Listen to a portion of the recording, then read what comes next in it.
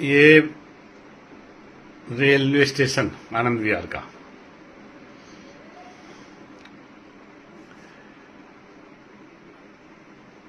ये side effect है monopoly एकाधिकार रेलवे पे सरकार का होने का।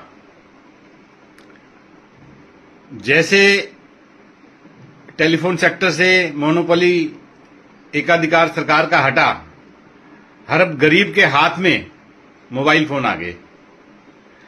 जैसे एयरलाइंस से, हवाई यात्रा से सरकारी मोनोपोली हटी, प्राइवेट सेक्टर आए, गरीब भी एयरप्लेन में यात्रा करने लगा।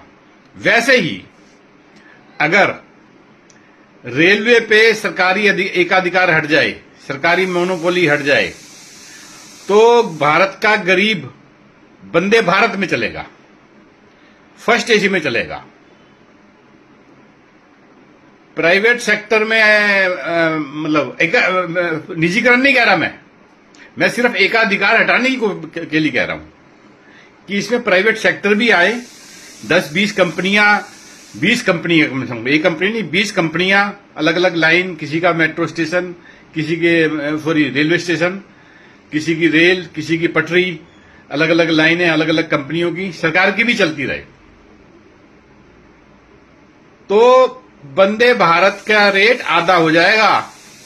फर्स्ट क्लास, सेकंड एसी के रेट किराए आधे हो जाएंगे प्राइवेट सेक्टर आने के बाद। जैसे अगर एयरलाइन, प्लेन के यात्रा की टिकट का रेट कम हुए हैं, टेलीफोन सस्ते हुए हैं, तो वैसे ही ये सब जितने भी एसी ट्रेन है वंदे भारत के रेट किराए आधे भी नहीं रहेंगे।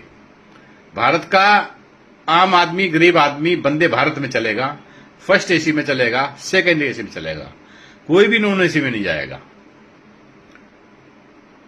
और ये भीड़ भाड़, धक्का मुक्की सब खत्म हो जाएगी, वेटिंग खत्म हो जाएगी। सिर्फ एकाधिकार सरकार का खत्म करना है रेलवे से मोनोपोली सरकार की हटने के बाद एक क्रांति होगी देश में। रेलवे स्टेशन पे कहीं भीड़ नहीं मिलेगी आपको। डिमांड के हिसाब से प्राइवेट कंपनियां ट्रेन चला देगी। वर्तमान से 3 गुना, 2.5 गुना यात्री सफर करेंगे। माल भाड़ा इस टाइम वर्ल्ड में, पूरे वर्ल्ड में, इंडिया का माल भाड़ा पूरे वर्ल्ड में सबसे ज्यादा है। माल भाड़ा आज हाफ हो जाएगा। भारत का व्यापार, रोजगार बढ़ेगा। प्राइवेट कंपनी आने के बाद वैसे भी रोजगार बढ़ेगा। जय हिंद, जय भारत।